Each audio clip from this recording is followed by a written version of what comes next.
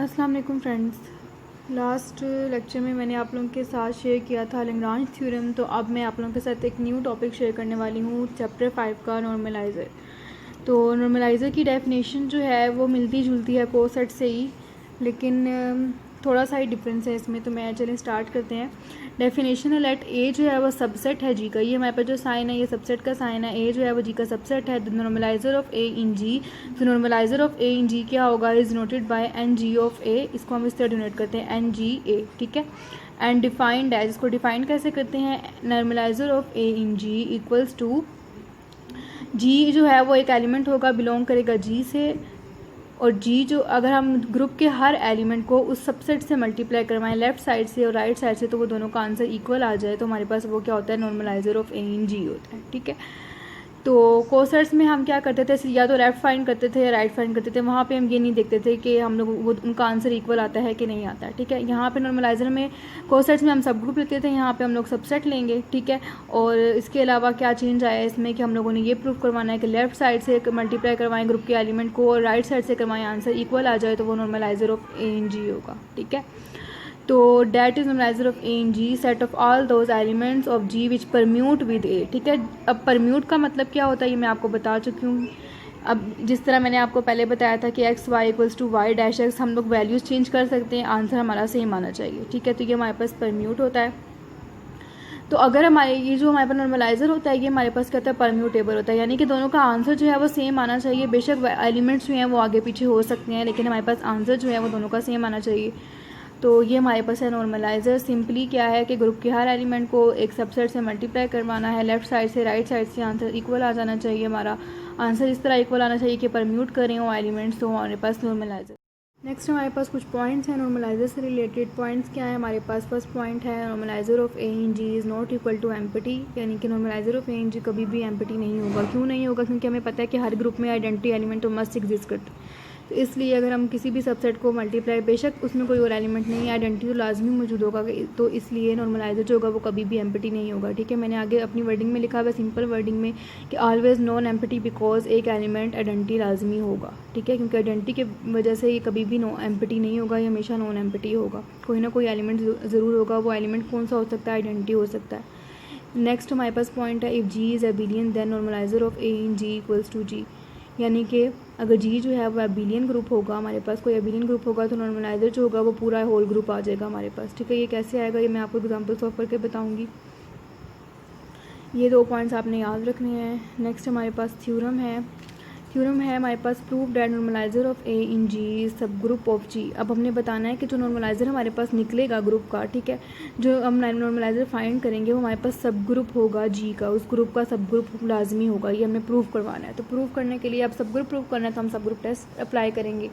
तो इसके लिए हमें दो एलिमेंट्स चाहिए। सब ग्रुप टेस्ट हमारे पास क्या होता है, फॉर सब ग्रुप टेस्ट एक हमने सिंपल जो वर्डिंग में मैंने आपको बताया था, सब ग्रुप टेस्ट हम कैसे करते हैं, एक एलिमेंट को दूसरे एलिमेंट के इन्वर्स से मल्टीप्लाई करवाएं और वो आंसर जो हमारे पास आए वो बिलोंग करना चाहिए उसी ग्रुप से, यानी कि जिससे हम लोग एलिमेंट्स ले रहे हैं, तो वो हमारे पास क्या होगा, उसका सब ग्रुप होगा, ठीक है ना। तो हम लोगों ने नॉर्मलाइज़र ऑफ ए इन जी में से कोई दो एलिमेंट्स ले लेने हैं, उनके एक एलिमेंट को दूसरे के इन्वर्स से मल्टीप्लाई करवाना है। अगर आंसर उसी ग्रुप से बिलोंग, यानी कि नॉर्मलाइज़र ऑफ ए से ही बिलोंग करेगा, तो हमारे पास इसका मतलब है कि वो सब ग्रुप होगा, ठीक है। तो अब हम लेट कर लेते हैं, नॉर्मलाइज़र ऑफ ए इन जी से दो एलिमेंट बिलोंग लेट कर लेते हैं, एक्स और वाई बिलोंग करते हैं नॉर्मलाइज़र ऑफ ए इन जी से। देन एक्स, यानी कि अगर नॉर्मलाइज़र से बिलोंग करते हैं तो ये किस फॉर्म के होंगे, एक्स किस फॉर्म का होगा, इस फॉर्म के जो हम लोगों ने ऊपर पढ़ा है नॉर्मलाइज़र का फार्मूला, यानी कि एक्स को ए से मल्टीप्लाई करवाएंगे लेफ्ट साइड से राइट साइड से, तो आंसर इक्वल आएगा, क्योंकि हम लोगों ने नॉर्मलाइज़र से लिया है तो ये मस्ट इक्वल होगा। ये इक्वेशन 1 हो गई है, ठीक है। इसी तरह दूसरे एलिमेंट को भी हम ऐसे करवा देंगे, यानी कि वाई को लेफ्ट साइड से राइट साइड से मल्टीप्लाई करवाया तो हमारे पास आंसर क्या आ गया, इक्वल आ गया। अब हमने क्या करना है कि इसका, यानी कि एक्स को वाई का इन्वर्स से मल्टीप्लाई करवाएंगे, यानी कि अब हम वाई का इन्वर्स फाइंड करेंगे। इन्वर्स कैसे फाइंड करेंगे, पहले वाई को, यानी कि इसी इक्वेशन में दोनों तरफ वाई इन्वर्स से मल्टीप्लाई करवा देंगे। मैंने इस लेफ़्ट साइड से मल्टीप्लाई करवाया तो मेरे पास यहाँ पे क्या आ गया, वाई इन्वर्स वाई ए, और यहाँ आ गया वाई इन्वर्स ए वाई। ये वाई इन्वर्स और वाई हमें पता है कि आइडेंटिटी के इक्वल होगा, तो हमारे पास आ गया यहाँ पे सिंपल ए, ठीक है। उसके बाद वाई इन्वर्स ए और वाई, यहाँ पे अगर हम लोग इस वाई को ख़त्म कर दें, इस वाई को हमें ख़त्म करना होगा तो हम क्या करेंगे, अब हम राइट साइड से वाई इन्वर्स को मल्टीप्लाई करवाएंगे, ठीक है, दोनों तरफ। तो A Y inverse equals to Y inverse A, और यहाँ पे ये वाई और वाई इन्वर्स क्या हो जाएंगे, आइडेंटिटी। इसका मतलब है कि A Y inverse equals to Y inverse A. अब हम लोगों ने इसका इन्वर्स फाइंड कर लिया, हमारे पास इक्वेशन 2 आ गई है। हमारे पास सेकेंड एलिमेंट तो था, इसका इन्वर्स नहीं था, इसका इन्वर्स हमने फाइंड कर लिया, वो भी सेम इसी फॉर्म का है, थोड़ा सा डिफरेंट है। अब ये क्वेश्चन 2 अब नेक्स्ट हम लोगों ने क्या किया, नाउ कंसीडर इक्वेशन 2 में हमारे पास इन्वर्स भी आ गया, तो हम x को इस इन्वर्स से मल्टीप्लाई करवाएंगे। तो x को पहले मैंने मल्टीप्लाई करवाया y इन्वर्स a से लेफ़्ट साइड से, और फिर मैंने राइट साइड से मल्टीप्लाई करवाया, फिर मैंने लेफ़्ट साइड से मल्टीप्लाई करवाया इस तरफ। तो हमारे पास क्या आ गया, X Y inverse into A equals to X A Y inverse से मल्टीप्लाई करवाया इस साइड से, ठीक है। तो अब अगर हम लोग इसको तो ऐसे ही रहने देंगे, इसको भी हमने नहीं छेड़ना। तो अगर हम इस साइड को सॉल्व करें तो हमारे पास क्या होगा, एक्स, ये ब्रैकेट अगर ओपन करें तो हमारे पास एक्स ए हो जाएगा, ये और वाई इन्वर्स यहाँ पे रह जाएगा, ठीक है। तो एक्स ए हमें पता है यूजिंग इक्वेशन 1, एक्स ए किसके इक्वल है, ए एक्स के। तो हम लोगों ने यहाँ लिख दिया A X Y inverse using equation 1, मैंने लिखा हुआ है साइड पे। तो अगर हम लोग इस तरह करें, यानी कि वो ए एक्स हो गया, तो अगर हम लोग इसको दोबारा से ब्रैकेट के अंदर एक्स को लेके जाएँ तो हमारे पास क्या हो जाएगा, ए इंटू एक्स वाई इन्वर्स। तो अगर हम देखें तो ये इक्वल है एक दूसरे के, नॉर्मलाइजर यानी कि सब ग्रुप, हमारे पास जो आंसर आए हैं दोनों एक दूसरे के इक्वल हैं। सब ग्रुप टेस्ट जो हमने अप्लाई किया उसमें हम लोगों ने एक एलिमेंट को दूसरे के इन्वर्स से मल्टीप्लाई करवाया, लेफ्ट साइड से और राइट साइड से नॉर्मलाइजर किया, तो हमारे पास आंसर क्या आ गया, इक्वल आ गया। तो इसका मतलब है कि एक्स वाई इन्वर्स बिलोंग करता है normalizer of A in G, hence normalizer of A in G is subgroup of G, यानी कि जो भी नॉर्मलाइजर हमारे पास आएगा वो हमेशा सब ग्रुप होगा जी का, ठीक है। तो अब हम लोग एग्जांपल देख लेते हैं, मैं आपको एग्जांपल करवा देती हूँ। S3 की एग्जांपल हम लोग देख लेते हैं। Let S3 G equals to group हम क्या ले रहे हैं, S3 के एलिमेंट्स हमें पता है E A square B A B और A स्क्वायर B।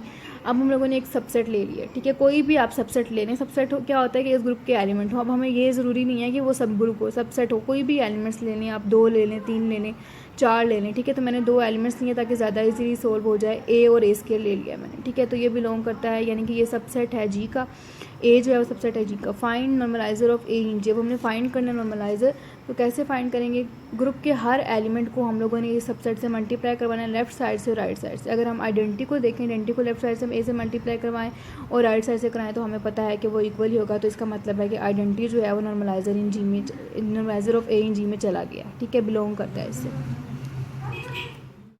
अब नेक्स्ट एलिमेंट अगर हम ग्रुप का देखें तो वो हमारे पास है ए। अब ए को हम लोग लेफ्ट साइड से भी मल्टीप्लाई कराएंगे, सबसेट से, राइट साइड से भी कराएंगे। मैंने लेफ्ट साइड से पहले करवाया है तो मेरे पास आंसर आ गया है ए स्क्वायर ई, ठीक है ना। कैसे आया ये, ए को मैंने इस सबसेट के एलिमेंट से मल्टीप्लाई करवाया, ए इंटू ए डॉट ए क्या हो गया हमारे पास ए स्क्वायर, और ए इंटू ए स्क्वायर हमारे पास क्या हो गया ए क्यूब, और ए क्यूब हमें पता है वो आइडेंटिटी के इक्वल होता है, तो हमारे पास ए स्क्वायर और ई आ गया, आइडेंटिटी आ गया, ठीक है। अब इसी तरह मैं लेफ्ट साइड राइट साइड से करवाऊंगी तो मेरे पास फिर से वही आंसर आ गया ए स्क्वायर ई। तो इसका मतलब क्या हुआ कि ये इक्वल है, यानी कि लेफ्ट साइड से मल्टीप्लाई करवाया, सब साइड से राइट साइड से कराया, इक्वल आ गया, तो ए भी नॉर्मलाइजर में चला गया, यानी कि ए भी बिलोंग करता है नॉर्मलाइजर ऑफ ए इन जी, ठीक है। इसी तरह अब मैं ए स्क्वायर से करवाऊंगी, ए स्क्वायर को ए से मल्टीप्लाई करवाया मैंने तो मेरे पास आंसर आया ई और ए, ठीक है। और इसी तरह मैंने जब इसको राइट साइड से करवाया तो मेरे पास फिर से आंसर आया ई और ए, यानी कि दोनों सेम आ रहे हैं। इसका मतलब क्या हुआ कि ये दोनों इक्वल हैं और ये ए स्क्वायर जो है ये भी चला गया नॉर्मलाइजर ऑफ ए इन जी में, ठीक है। इसी तरह अब हमारे पास नेक्स्ट एलिमेंट है बी को अगर मैं मल्टीप्लाई करवाऊँ राइट साइड से लेफ्ट साइड से तो मेरे पास आंसर आया ए स्क्वायर बी और ए बी, ठीक है। और जब मैंने राइट साइड से मल्टीप्लाई करवाया तो मेरे पास आंसर आ गया ए बी और ए स्क्वायर बी, ठीक है। यानी कि हम नॉर्मलाइजर क्या होता है, परम्यूटेबल होता है। परम्यूटेबल में एलिमेंट्स आगे पीछे हो सकते हैं लेकिन एलिमेंट्स सेम होने चाहिए, आंसर सेम आना चाहिए। यानी कि अगर हम देखें इसमें भी ए स्क्वायर बी आ रहा है, इसमें भी और ए बी इसमें भी आ रहा है, इसमें भी बेशक आगे पीछे हैं लेकिन ये परम्यूटेबल है तो इसलिए कोई फ़र्क नहीं पड़ता। तो इसका मतलब है कि बी भी नॉर्मलाइजर में चला गया, बी को ए से मल्टीप्लाई करवाया, राइट साइड से लेफ्ट साइड से हमारे पास आंसर इक्वल आया। इसका मतलब B belongs to normalizer of A in G. Similarly next हमारे पास ए बी है, ए बी को मैंने मल्टीप्लाई करवाया तो मेरे पास आ गया बी और ए स्क्वायर बी। इसी तरह मैंने ए को राइट साइड से मल्टीप्लाई करवाया ए बी को ए के साथ तो मेरे पास आंसर आ गया ए स्क्वायर और बी। बेशक ये आगे पीछे है लेकिन आंसर सेम है तो इसका मतलब है ए बी भी नॉर्मलाइजर में चला गया। नेक्स्ट हमारे पास लास्ट एलिमेंट है ए स्क्वायर बी को मैंने लेफ्ट साइड से मल्टीप्लाई करवाया, मेरे पास ए बी और बी आ गया, राइट साइड से कराया तो बी और ए बी आ गया, यानी कि सेम है। इसका मतलब है कि हमारे पास आंसर सेम है, ए स्क्वायर बी भी नॉर्मलाइजर में चला गया, ठीक है। तो hence normalizer of A in जी हमारे पास क्या आया ई ए, यानी कि सारे एलिमेंट्स ग्रुप के जो थे वो आ गए मेरे पास। तो इसका मतलब है कि होल ग्रुप S3 में जब मेरे पास वापस आ गया नॉर्मलाइजर ऑफ ए में, ठीक है। अब अगर हमने जो थ्योरम पढ़ा था, थ्योरम क्या पढ़ा था कि हमारे पास जो भी नॉर्मलाइजर आएगा, यानी कि नॉर्मलाइजर के जो एलिमेंट्स आएंगे, इस तरह नॉर्मलाइजर मेरे पास ये आया है, ठीक है, वो हमेशा ग्रुप सब ग्रुप होगा उस ग्रुप का, ठीक है। यानी कि मेरे पास जो ग्रुप आया है S3 आया वापस, ठीक है, यानी कि एक सब ग्रुप ही है ना S3 सब ग्रुप में हमारे पास इट सेल्फ और आइडेंटिटी तो लाजमी सब ग्रुप होते हैं, ठीक है। इसका मतलब है कि ये हमारे पास एक सब ग्रुप आ गया, G का सब ग्रुप है, ये जो हमारे पास नॉर्मलाइजर आया, normaliser of A in G सब ग्रुप ऑफ G, ठीक है। तो ये भी हमारे पास प्रूव हो गया। अब मैं एक बात आपको कहना चाहूँगी कि मैंने आपको सबसे पहले 2 पॉइंट्स बताए, उसमें मैंने आपको बताया कि जो एबिलियन ग्रुप होता है, सिर्फ उसमें जो एबिलियन ग्रुप होता है उसमें जो है सारे एलिमेंट जो होते हैं वो ग्रुप के आते हैं, यानी कि होल ग्रुप आता है नॉर्मलाइजर का। यानी कि अगर कोई ग्रुप एबिलियन है तो नॉर्मलाइजर हमारे पास क्या आ जाएगा, होल ग्रुप। लेकिन आप ये सोच रहे होंगे कि ये जो S3 ग्रुप है ये एबिलियन, ये तो एबिलियन नहीं है, तो नॉन एबिलियन ग्रुप है, क्योंकि हमने प्रूफ किया हुआ है।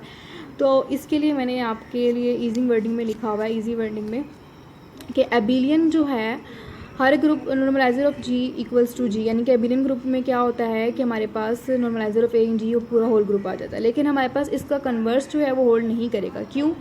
अगर हम ऊपर वाली एग्जांपल देखें, S3 वाला एग्जांपल से, तो इसका हमें प्रूफ मिलता है कि इसका कन्वर्स नहीं मिलता, ये इसका कन्वर्स नहीं होल्ड करता, ठीक है। हमें पेपर में क्वेश्चन आ सकता है कि हमें इसका normaliser of A in G इसका कन्वर्स जो है हमें बता, इसके कन्वर्स में कोई एग्जांपल दे दे तो हमें S3 की एग्जांपल देनी पड़ेगी, क्योंकि इसका कन्वर्स होल्ड नहीं करता। ये तो है कि हर नॉर्मलाइजर, हर एबिलियन ग्रुप का जो नॉर्मलाइजर होगा वो G के इक्वल होगा, लेकिन ये ज़रूरी नहीं है कि हर एबिलियन ग्रुप जो है, उसके अलावा नॉन एबिलियन ग्रुप जो है उनका नॉर्मलाइजर भी होल ग्रुप आ सकता है, ठीक है। कि कभी कभी हम लोग ऐसा सबसेट ले लेते हैं जिसके ज़रिए हमें वो होल ग्रुप मिल जाता है। जैसे हमने ऊपर वाली एग्जांपल देखी S3, उसमें वो बेशक S3 नॉन एबिलियन ग्रुप है, लेकिन हमारे पास आंसर पूरा होल ग्रुप आ गया है। ये इसका कन्वर्स है कि कन्वर्स होल्ड नहीं करता। ज़रूरी नहीं है कि हर नॉन एबिलियन ग्रुप जो है वो होल ग्रुप ना दे हमें, ठीक है। हर नॉन एबिलियन ग्रुप भी होल ग्रुप दे सकता है, ठीक है, लेकिन एबिलियन ग्रुप जो होगा वो लाजमी हमें होल ग्रुप देगा। तो अब हम लोग एक एबिलियन ग्रुप की भी देख लेते हैं कि find normalisation of group V4 हमें पता है कि एक एबिलियन ग्रुप है। इसकी अगर हम नॉर्मलाइजेशन करें, नॉर्मलाइजर फाइंड करें, तो हमारे पास एक मैंने सबसेट ले लिया है A और B, आप कोई भी सबसेट लेके देख सकते हैं। मैंने A और B लिया है। अब इसके मैं एक हर एलिमेंट को A और B से मल्टीप्लाई, यानी सबसेट से मल्टीप्लाई करवाऊंगी लेफ्ट टू राइट से। E आइडेंटिटी का तो हमें पता है कि ये तो लाजमी आएगा। उसके बाद A जो है, A को अगर मैं इससे मल्टीप्लाई करवाऊँ लेफ्ट टू राइट साइड से, तो मेरे पास आंसर इक्वल आ रहा है, यानी कि A को मैंने लेफ्ट साइड से मल्टीप्लाई करवाया, मेरे पास आंसर E और A भी आ गया। राइट साइड से कराऊंगी तो E और A भी आ गया, इसका मतलब है ये नॉर्मलाइजर में चला गया। इसी तरह B जो है, B को लेफ्ट साइड से कराया, मेरे पास आंसर आ गया A B और E। राइट साइड से कराया तो मेरे पास आंसर आ गया A B और E, इसका मतलब है ये भी नॉर्मलाइजर में चला गया। लास्ट एलिमेंट है A B को लेफ्ट साइड से कराया तो मेरे पास B A आ गया। राइट साइड से कराया तो मेरे पास B A आ गया, इसका मतलब है A B भी नॉर्मलाइजर है, इसका मतलब है होल ग्रुप जो है वो नॉर्मलाइजर में आ गया। इसका मतलब ये हुआ कि हर एबिलियन ग्रुप जो होता है उसका नॉर्मलाइजर जो होता है वो होल ग्रुप आता है, ठीक है। अब MCQ में भी आ सकता है। अब हमारे पास ये क्वेश्चन MCQs में आ सकता है कि हमें बताना हो कि एबिलियन ग्रुप जो होते हैं, या V4 का ये बता करना हो कि V4 जो है उसके नॉर्मलाइजर क्या क्या होंगे। तो अब हमारे पास इतना टाइम तो नहीं होता पेपर में कि हम लोग फाइंड कर सकें। तो ये हमारे पास ईजीली हमारे पास एक पॉइंट है कि जो एबिलियन ग्रुप होगा वो होल ग्रुप उसका नॉर्मलाइजर होगा, ठीक है। तो हम लोग इस तरह लिख सकते हैं normalizer of A in G equals to V4, यानी कि V4 का जो नॉर्मलाइजर हमारे पास है वो V4 आया। V4 खुद इटसेल्फ जो है वो सब ग्रुप है, तो इसका मतलब है ये सब ग्रुप भी है इस ग्रुप का, ठीक है। तो एक और एग्जांपल मैं आप लोगों के साथ शेयर कर देती हूँ। एग्जांपल है S3 ग्रुप की। S3 ग्रुप जो है इसकी मैं एक और सब ग्रुप ले रही हूँ। पहले जो मैंने सब ग्रुप लिया, मैं सब ग्रुप चेंज करके आपको बताती हूँ कि इसमें हमारे पास कैसे नॉर्मलाइजर आएगा। तो इसमें मैंने एक सब ग्रुप लिया B और A B, सब ग्रुप चेंज किया है मैंने। हर एलिमेंट को इसी तरह A से मल्टीप्लाई करवाना है। E से करवाया तो मैं पता आ जाएगा वही, A से करवाया तो मेरे पास आया A B और A square B। Left side से कराया तो A B और A स्क्वायर B आया। जब राइट साइड से कराया तो मेरे पास A स्क्वायर B और A आया, सॉरी B आया, ठीक है। यानी कि A लेफ्ट साइड से राइट साइड से इक्वल नहीं आ रहा है, इसका मतलब ये हुआ कि A नॉर्मलाइजर से बिलोंग नहीं करता है, ठीक है। तो A नॉर्मलाइजर का एलिमेंट नहीं हुआ, E आ गया, A नहीं आया। इसी तरह अगर हम लोग A स्क्वायर का देखें तो A स्क्वायर को जब मैंने सबसेट से मल्टीप्लाई करवाया तो हमारे पास आंसर क्या आया, A स्क्वायर B और B। लेकिन जब मैंने A स्क्वायर को राइट साइड से कराया तो मेरे पास आंसर आया A B और A स्क्वायर B। इसका मतलब क्या हुआ कि A स्क्वायर को लेफ्ट साइड से राइट साइड से करवाने से मेरे पास आंसर सेम नहीं आ रहा है, इसका मतलब है A स्क्वायर भी नॉर्मलाइजर से बिलोंग नहीं करता। जब मैं बिलोंग नहीं करता तो हम ये वाला साइन यूज़ करते हैं, यानी कि A square does not belong to normalizer of A in G। अब मैं बी को देखती हूँ तो बी जो है, बी को मैंने लेफ्ट साइड से मल्टीप्लाई करा, मेरे पास आया ई और ए स्क्वायर। जब राइट साइड से कराया तो ई और ए आ गया। इसका मतलब है कि B normaliser of A in जी से बिलोंग नहीं करता, ये भी इसका एलिमेंट नहीं है। नेक्स्ट एलिमेंट हमारे पास है ए बी को जब मैंने ए से लेफ्ट साइड से मल्टीप्लाई करवाया मेरे पास आंसर है ए और ई।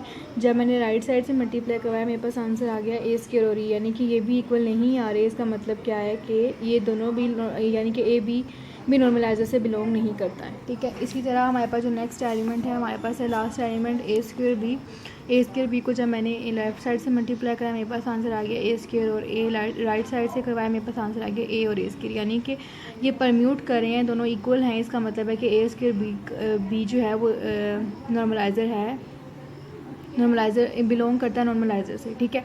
यानी कि ए स्क्वायर बी का लेफ्ट साइड से मल्टीप्लाई करवाने से और राइट साइड से सबसेट से मल्टीप्लाई करवाने से मेरे पास आंसर इक्वल आया। इसका मतलब है ये नॉर्मलाइजर से बिलोंग करता है। तो टोटल मेरे पास जो एलिमेंट्स नॉर्मलाइजर से बिलोंग करते हैं वो कौन कौन से हैं। एक मेरे पास आया है ई, उसके बाद ना ए है, ना ए स्क्वायर है, ना बी है, ना ए बी है, सिर्फ ए स्क्वायर बी। यानी कि हमारे पास जो नॉर्मलाइजर के एलिमेंट्स आए हैं वो कौन कौन से हैं। नॉर्मलाइजर ऑफ ए जी मेरे पास आया है ई, ए स्क्वायर और बी, ठीक है। तो इसका मतलब क्या हुआ कि ई और ए स्क्वायर ये क्या है, नॉर्मलाइजर है। और हमने एक और चीज़ देखनी कि क्या ये सब ग्रुप है उस ग्रुप का जो हमने ग्रुप लिया था, यानी कि एस3 का सब ग्रुप है। तो अगर हम लोग एस3 के सब ग्रुप में जाएं, अगर आप वहाँ जाके देखें तो हमारे पास जो आंसर है ये सब ग्रुप है उसका, ठीक है। सब ग्रुप जो है एस3 के सब ग्रुप में एक सब ग्रुप ये भी है ई और ए स्क्वायर बी, तो ये भी हमारे पास प्रूफ हो गया, ठीक है। तो यहाँ पे हमारे नॉर्मलाइजर का टॉपिक ख़त्म होता है। बाकी D4 और कुछ ग्रुप्स जो हैं उनके नॉर्मलाइजर आप खुद फाइंड करके देखें। तो इंशाल्लाह आपको आई होप के समझ आ गई होगी। तो नेक्स्ट वीडियो में मैं आप लोगों के साथ नेक्स्ट टॉपिक शेयर करूँगी। ओके, अल्लाह हाफिज़।